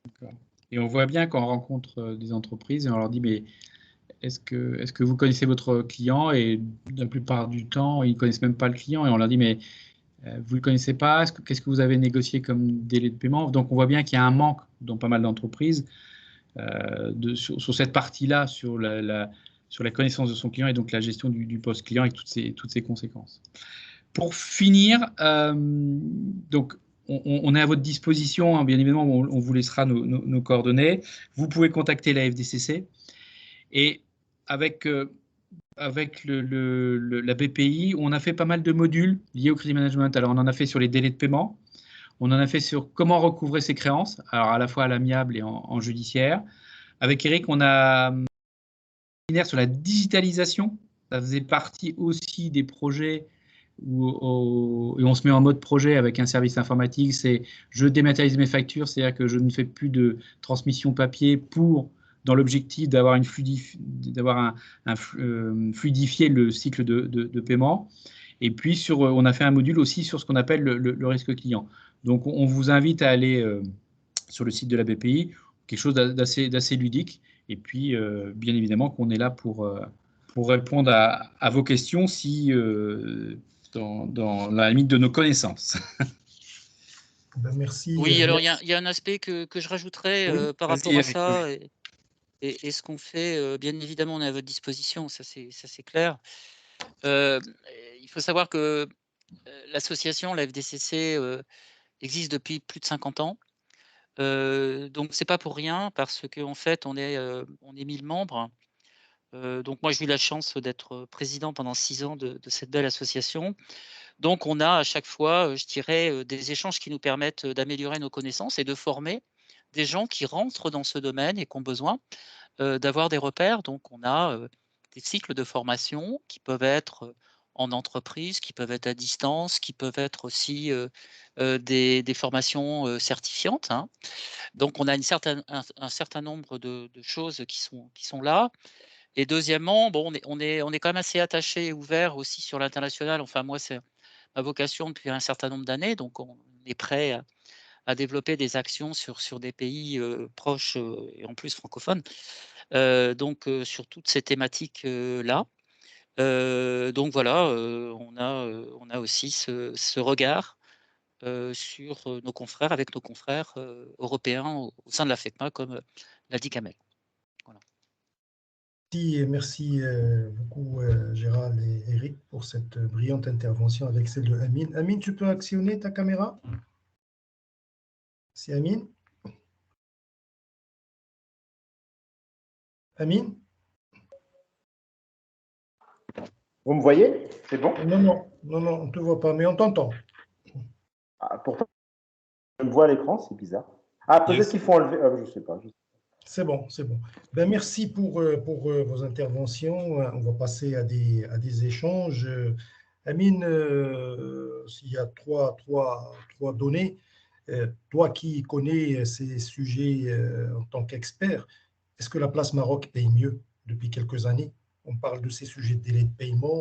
C'est un sujet qui a été pris à bras-le-corps, même à très haut niveau au niveau de l'État, au niveau du Conseil de ministres, pour que les entreprises publiques donnent l'exemple sur ces paiements, Et puis, il y a ce sujet tu l'as dit tout à l'heure, sur les crédits interentreprises au Maroc, c'est abyssal, tout simplement, c'est 400 milliards et quelques, tu confirmeras le chiffre. Et dans ce chiffre-là, tu donneras le détail, mais il faut quand même parler aussi du fait que c'est les grosses corporates aussi qui sont les donneurs d'ordre, qui ont peut-être les flux les plus élevés ou les encours les plus élevés. Est-ce que tu penses que tout ce qui a été dit, tout ce qui a été fait, les choses vont s'améliorer, d'autant plus qu'on parle de souveraineté, mais souveraineté, c'est aussi ce qu'on vient de dire. Il faut de la trésorerie, le nerf de la guerre, c'est de la trésorerie. Moi, je me souviens, il y avait des entreprises qui venaient, qui étaient très, très mal, et parfois, elles occultaient même de parler des taux, des conditions, tout ça. Ce qui les intéressait, c'est le cash, pour pouvoir un petit peu survivre et travailler. Je t'assure que même ces conditions, tout ça, passaient parfois en deuxième rang. Et troisième chose, il y a lors de nos échanges, je sais qu'il y a un projet de loi et tout ça. Est-ce que tu penses qu'il faut plus de lois, plus de contrôle, plus de volontarisme, un équilibre entre les deux? pour que les choses s'améliorent? Parce qu'à un moment, on parle de chaîne de valeur au niveau Maroc, sectoriel, de sourcing, de banque de projets, de nouveaux modèles de développement, tout simplement chez nous, qui est un projet structurant dans les années à venir et dans lequel les entreprises ont une grande responsabilité. Est-ce que ce sont des choses qui vont changer? Est-ce que tu penses que le mindset des entreprises, finalement, avec cette fonction achat, on l'a dit avec Eric et Gérald lors des échanges, il y a les achats aussi, il ne faut pas l'occulter. Dans une entreprise, tu as des finances, mais tu as aussi les achats qui ont un rôle important et parfois, quand ils ne s'entendent pas, tu as des difficultés des CAPEX, tu as des choses. C'est Ami, la parole est à toi et je passerai à Gérald et Eric. Écoute, beaucoup de questions intéressantes. Alors, si j'oublie de répondre à une question, tu me le rappelleras.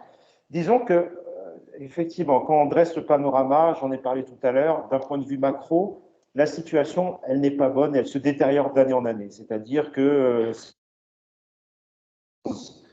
2020, on a vu qu'effectivement, les délais de paiement ont été multipliés par 2, notamment pour les TPE.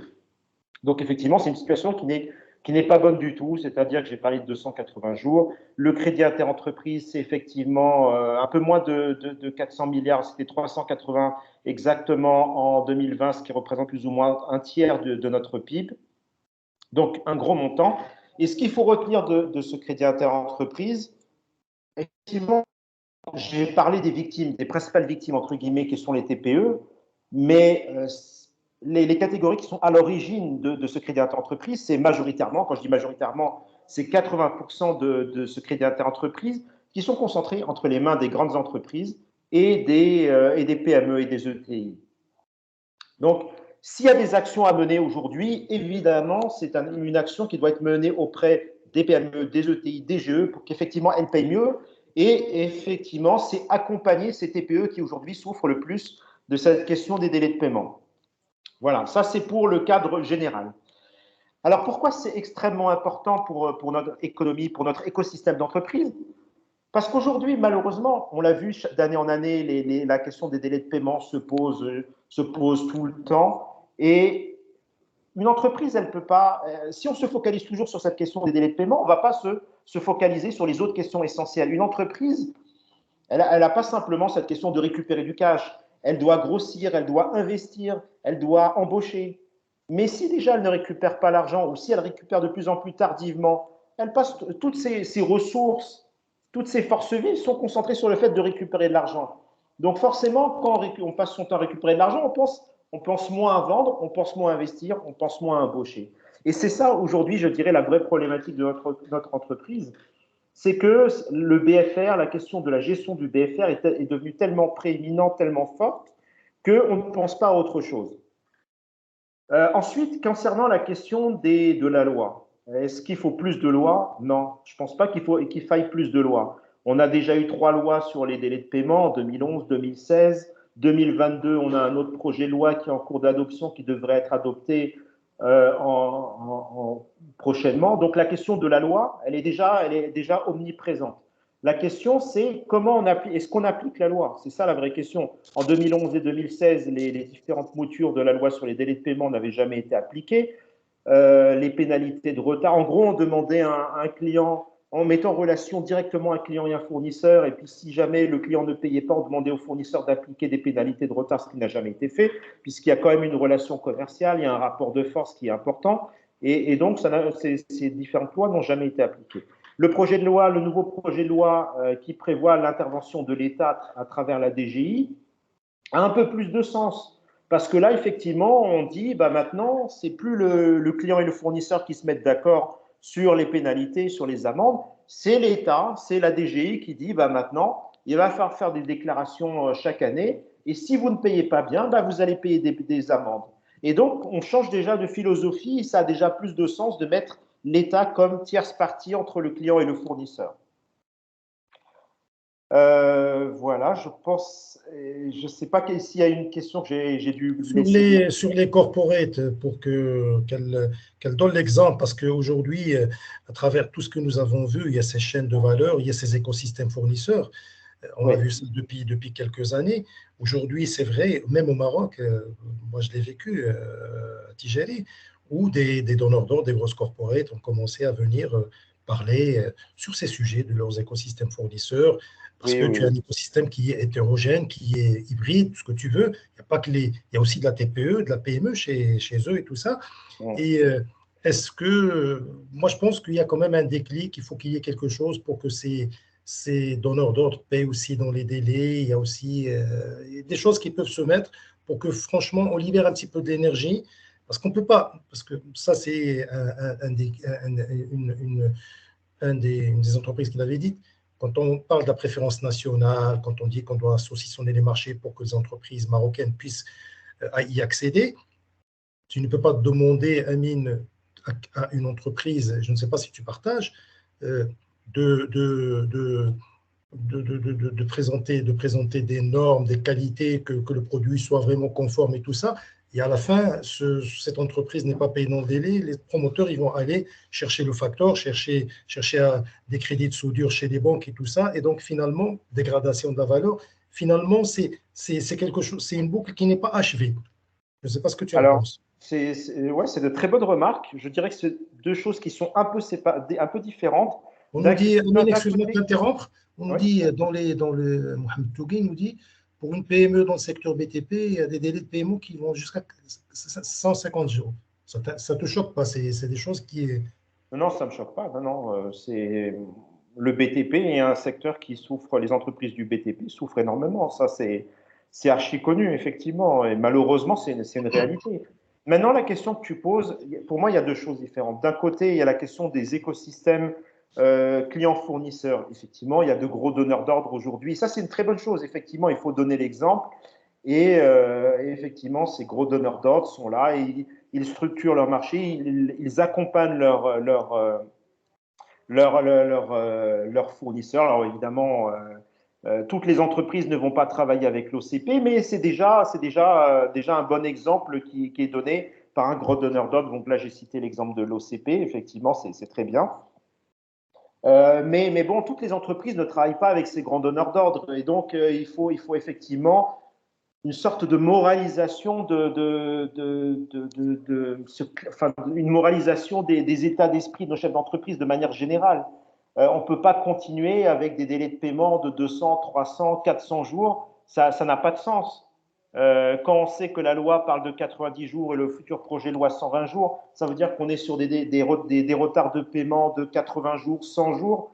On marche sur la tête, on ne peut rien faire avec des retards de paiement d'un tel ordre. Donc déjà, effectivement, c'est une question d'applicabilité. Alors, moralisation, effectivement, des mindsets de nos chefs d'entreprise, effectivement, c'est effectivement une nécessité de payer en temps et en heure. Après, la question des marchés publics, le paiement sur les marchés publics, c'est autre chose. Parce que, alors déjà, il y a l'accès aux marchés publics, notamment pour les TPME. On parle aujourd'hui pour les TPE, les associations, les PME, c'est quasiment 30% en théorie. Dans la réalité, on sait que c'est beaucoup plus compliqué. Après, la question du paiement, bon, je dirais que les délais de paiement public sont plus avancés que le privé, c'est-à-dire que l'État a essayé de montrer l'exemple ces dernières années. Alors, après, on peut contester les chiffres, mais aujourd'hui, quand les chiffres sont publiés par rapport au délai de paiement public, on parle de 40 jours en moyenne. Alors après, certains vont nous dire, et ils auront certainement raison, que ce n'est pas exactement 40 jours parce que effectivement le paiement intervient à un instant T, alors qu'il y a une partie non visible qui n'est pas prise en compte dans le calcul des délais de paiement public. Ok, ça on peut en discuter, mais globalement, l'État montre le bon exemple en matière de délai de paiement. Bon, on peut faire mieux, c'est clair qu'on doit faire mieux. Mais le vrai problème aujourd'hui, il se trouve dans la relation privée-privée. C'est ça aujourd'hui la véritable problématique. Merci Amine, je reviendrai auprès de toi juste après pour une conclusion, après l'intervention de Gérald et Eric. Pour Gérald et Eric, la chose qui se pose, on avait dit sur les achats, ça veut dire qu'un credit manager, il négocie avec qui finalement chez le client? Est-ce que avec les achats, avec les finances?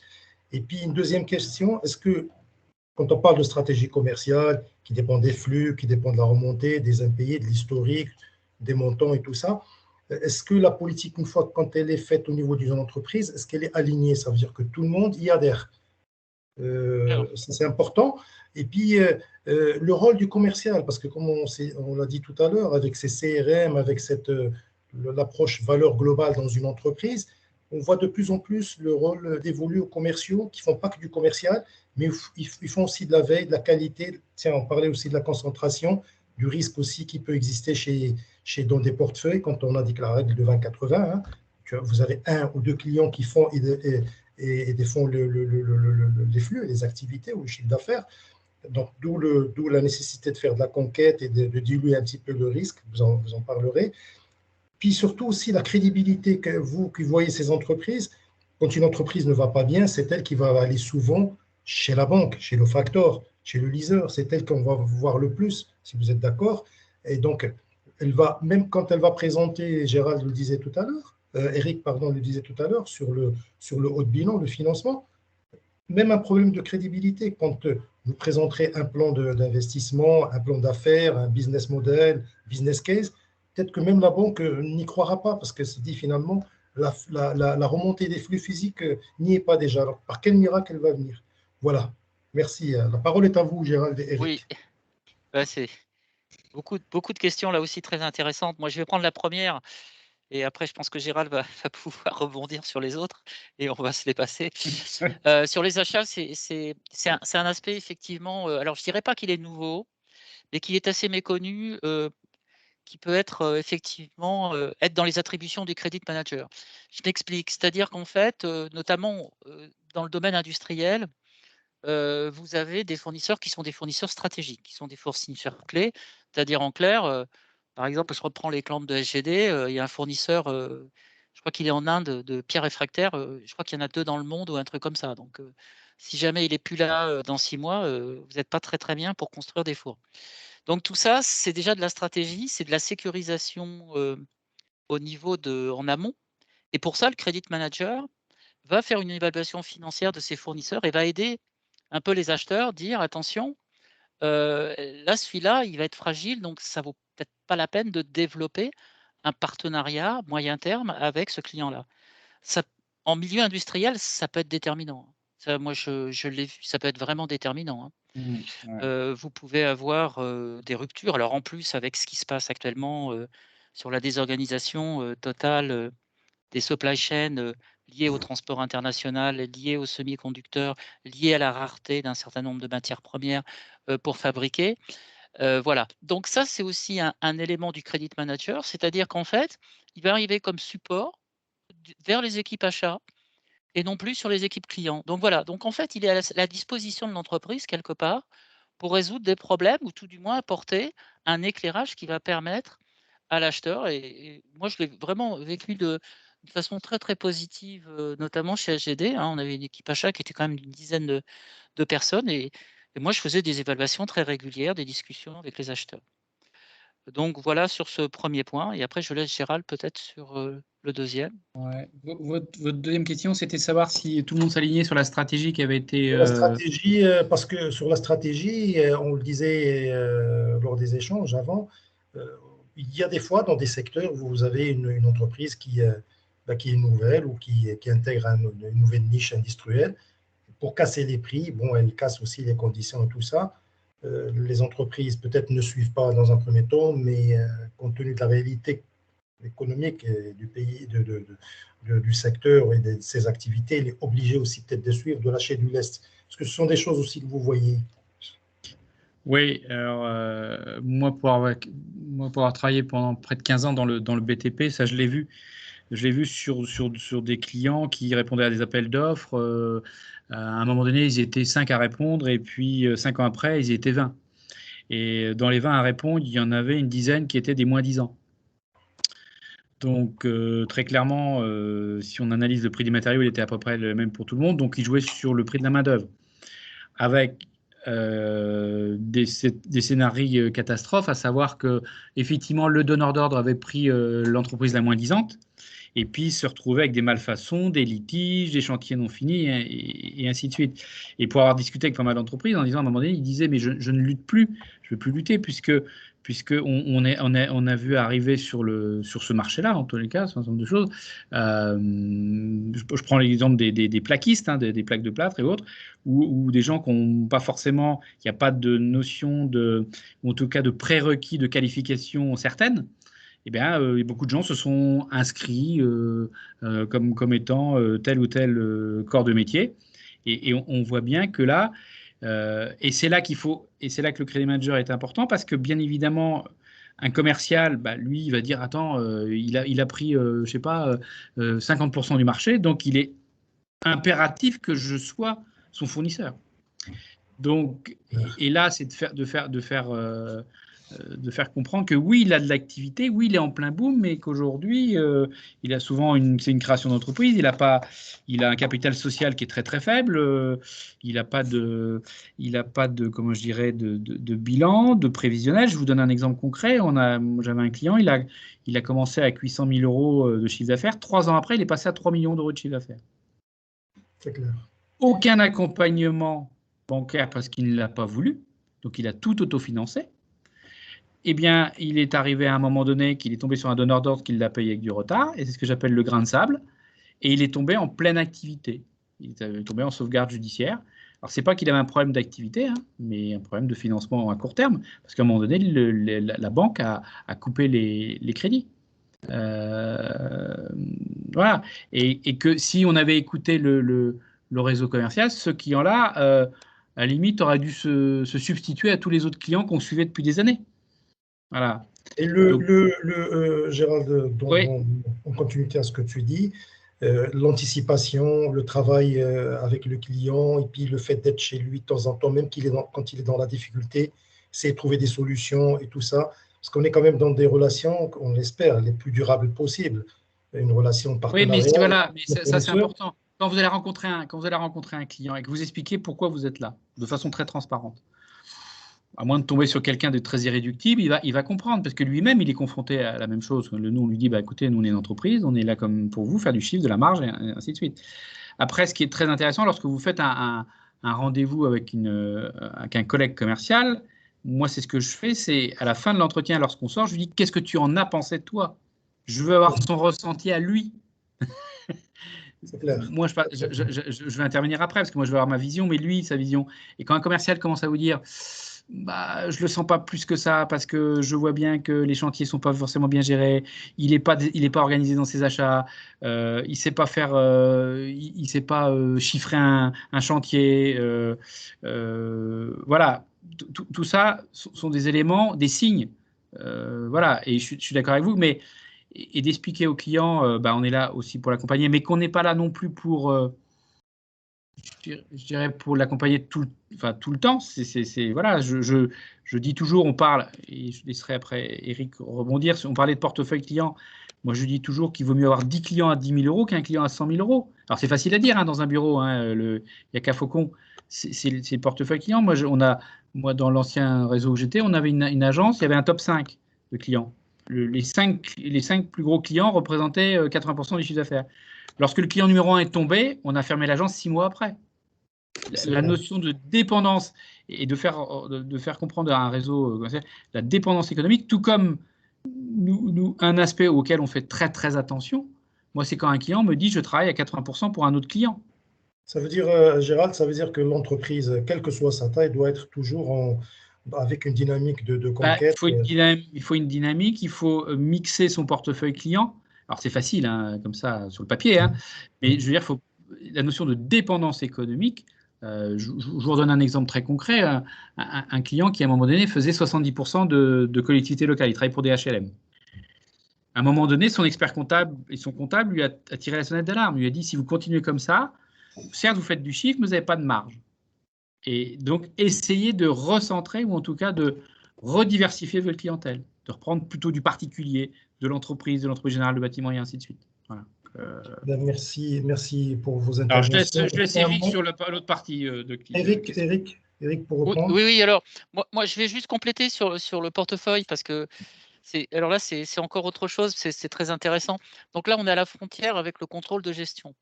On travaille, je dirais, d'une façon très proche. Pourquoi? Parce que, comme ça a été dit, bon, il y a la répartition, il y a la concentration, mais il y a aussi le taux de rentabilité du client. est-ce que ça vaut le coup de maintenir un client qui fait 80% de chiffre d'affaires, mais qui fait que 5% de marge, et qui peut être risqué? Donc, vous voyez un peu le genre de questions qui peut se poser par rapport à ça. Et là-dessus, vous pouvez rajouter le scoring qui a été fait par le credit manager sur la clientèle. Et donc là, vous pouvez très bien arriver en comité, alors je ne sais pas si c'est crédit, mais comité avec directeur commercial, contrôleur de gestion, credit manager, en disant, ben voilà les risques, voilà notre truc, qu'est-ce que vous en pensez, qu'est-ce qu'on fait? Donc je trouve ça intéressant. Voilà. Parce que comme tu dis, Eric, Est-ce que vous me permettez pardon, vas-y, de vas-y. rebondir sur ce qui Je voudrais rebondir sur ce qui a été dit parce que c'est vraiment Vas-y, très Amine. intéressant. Vas-y. Le côté justement diversification du portefeuille client et du chiffre d'affaires, effectivement. Alors, le problème qu'on a, c'est qu'effectivement, d'un côté, ben, si on est à 80% avec un seul client et que ce client tombe en faillite, ben, effectivement, risque nous-mêmes d'être entraînés dans la chute. Ça, c'est un fait. Mais le problème qu'on a, nous, et je pense qu'il existe beaucoup moins en France, et c'est toujours lié à cette question des délais de paiement et des retards de paiement, c'est que si on, par exemple, je pense que c'est Gérald qui disait, je préfère avoir. Amine, on t'a perdu. Si on a 10 clients qui font 10 000 euros, on multiplie par 10 les problématiques de délai de paiement. C'est-à-dire que je vais moi me concentrer 10 fois sur 10 clients différents pour récupérer finalement des petits montants. Et donc, on a cette problématique-là, c'est que oui, effectivement, il faut diversifier son portefeuille client. Dans l'absolu, c'est vrai que c'est une nécessité. Effectivement, et c'est là que se rejoint la question du pilotage du poste client, en tout cas de la stratégie, c'est que ben oui, si on a 10 clients, mais que ces 10 clients, ils me payent à 200 jours, ben je multiplie par 10 ce risque d'être mal payé, d'avoir des impayés, etc. Et donc, pour moi, ça n'est pas nécessairement mieux. D'où l'importance en amont, effectivement, d'avoir une vraie sélection des futurs partenaires, parce qu'effectivement, oui, il faut diversifier, mais pas à n'importe quelle condition. Mais Amine, dans ce que tu dis exactement, je partage complètement. Au-delà de risque contrepartie, même dans le forecast, quand tu fais ton budget, le budget de ton portefeuille, il va être plus dynamique et puis il va te montrer une résilience et puis ça veut dire que les process fonctionnent. Si tu as des opérations, ce n'est pas une seule opération. Et puis après, tu peux vraiment faire une pondération de ton budget aisément sur tout le secteur. Parce que ce qui s'est passé, et ça c'est une chose, je ne sais pas si vous partagez, c'est que quand les activités marchaient bien, et quand on avait des évolutions à 2 chiffres, le portefeuille, les gens, passez-moi l'expression, s'en foutaient. Ils disaient, on avait des chiffres, les gens présentaient dans des boards et tout ça. Mais quand il y a eu un retournement il y a de ça une dizaine d'années, où on a une évolution entre 4 et 5%, mais alors de façon positive, on commence à faire très attention. Et on voit, comme ce que disait Eric, je partage complètement, un client qui est censé être le plus grand n'est pas forcément le meilleur en termes de valeur ramenée à l'entreprise. Et ça, quand on le norme par rapport au coût, au PNL, mais alors vraiment netté, tout ça, on peut avoir des surprises. Je suis tout à fait d'accord. Oui. On peut même avoir des rentabilités, des marges négatives. Exactement. Parce que quand vous ramenez sur les bonifications de fin d'année, un certain nombre de remises commerciales et autres, font quand le contrôle de gestion vous sort le tableau, vous avez des sacrées surprises. Eh bien, merci. Un mot pour conclure. On commence par Gérald, puis Eric, et puis Amine, et puis on conclut la séance. Gérald, la parole est à toi. Alors, merci. Ravi d'avoir pu participer à ce webinaire pour le Maroc, en espérant avoir suscité l'intérêt et les questions. Et je le redis, on vous laissera nos coordonnées, d'adresse mail et autres. Et donc, puis merci pour ces échanges. Voilà, donc et effectivement, le cœur du sujet, ça étant le délai de paiement, et je finirai sur le délai de paiement plus la crise énergétique. Vous voyez, là, on a un client, il va être obligé de fermer pendant 6 semaines, puisque sa facture d'électricité a été multipliée par 7.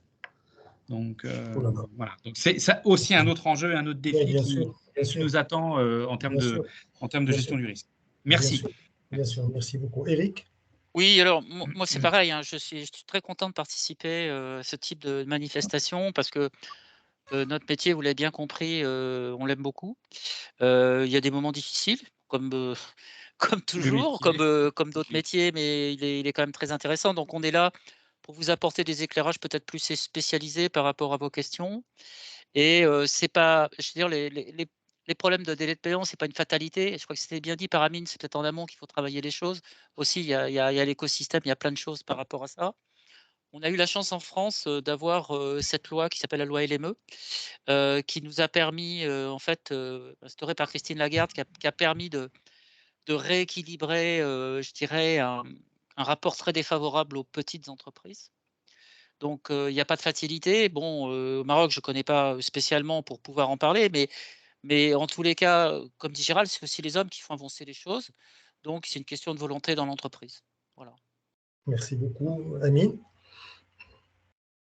Oui, moi aussi, je voulais conclure effectivement déjà en remerciant les deux experts, Eric et Gérald, vraiment très intéressant sur le métier de Credit Manager. J'ai aussi appris beaucoup de choses sur leur métier et sur voilà, le côté concret de leur métier. Et puis, j'ai aussi compris la complémentarité qu'il existe entre nos deux métiers, le métier de data provider et celui de Credit Manager. Et je vois parfaitement dans leur présentation qu'effectivement, la data est un élément clé dans le métier de Credit Manager pour prendre la meilleure décision. Oui, c'est indissociable, c'est indissociable.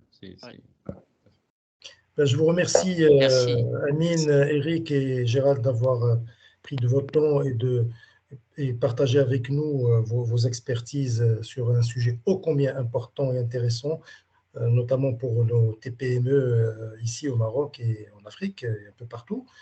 J'espère que l'assistance y a pris du plaisir sur un sujet qui l'a intéressé. Et nous vous donnons un rendez-vous pour un prochain webinaire durant le début du mois d'octobre. Merci infiniment et bonne continuation à vous tous. Merci infiniment. Au revoir. Au revoir. Merci beaucoup. Au revoir. Au revoir Amine, au revoir Eric, au revoir Gérard, au revoir Ange. Merci, au revoir. Salut.